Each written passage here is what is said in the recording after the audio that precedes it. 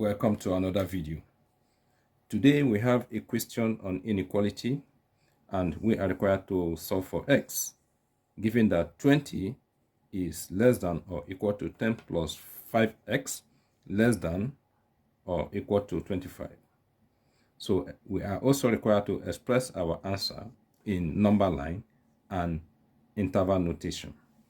So let's go ahead to solve the problem. First, I'm going to write down the question. So we have 20 less than or equal to 10 plus 5x less than or equal to 25. Okay, to solve this problem, the first thing we are going to do, this constant here, we are going to subtract it from both sides of the inequality.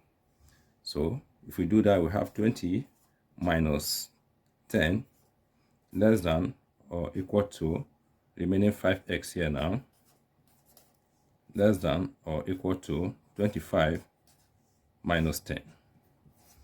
Okay, so 20 minus 10, we have 10 less than or equal to 5x less than or equal to 25 minus 10, we are going to have 15 there. Okay, so the next thing we are going to do to isolate x, we are going to divide both sides of the inequality by 5. Okay, so we divide here by 5, we divide here by 5 as well, we divide here by 5. Okay, now this 5 will cancel out 5 here, and 5 divide 10, we're going to have 2 here. 5 equally divide 15, we're going to have 3. Now let's write down what we have. We now have 2 less than or equal to x less than or equal to 3. Okay, so this is what we have left now. X is less than or equal to 3, x is greater than or equal to 2. Okay, and we are required to express our answer in number line and interval notation. So let us first express it in number line. So if I draw a number line, you know number line runs from negative infinity to positive infinity. Okay, so let's say here is 0. Let's say here is 1. Let's say here is 2. Say here is 3. Let's say here is 4.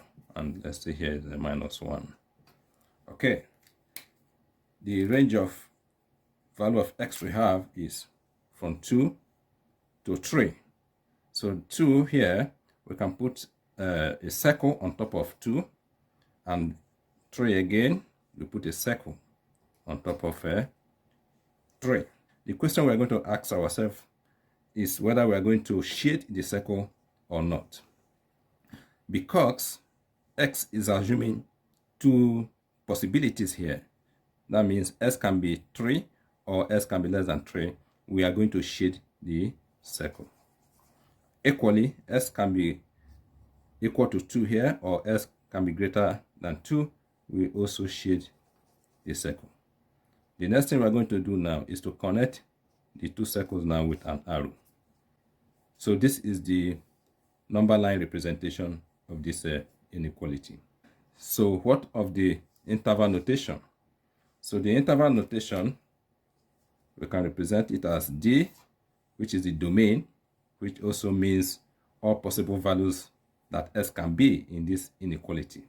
Since x can be equal to 2 or s can be greater than 2, we are going to use a squared bracket to enclose 2. We also use a squared bracket to enclose 3. So this is the interval notation of the inequality. So thanks once again for watching, and do not forget to subscribe for more videos. Thank you.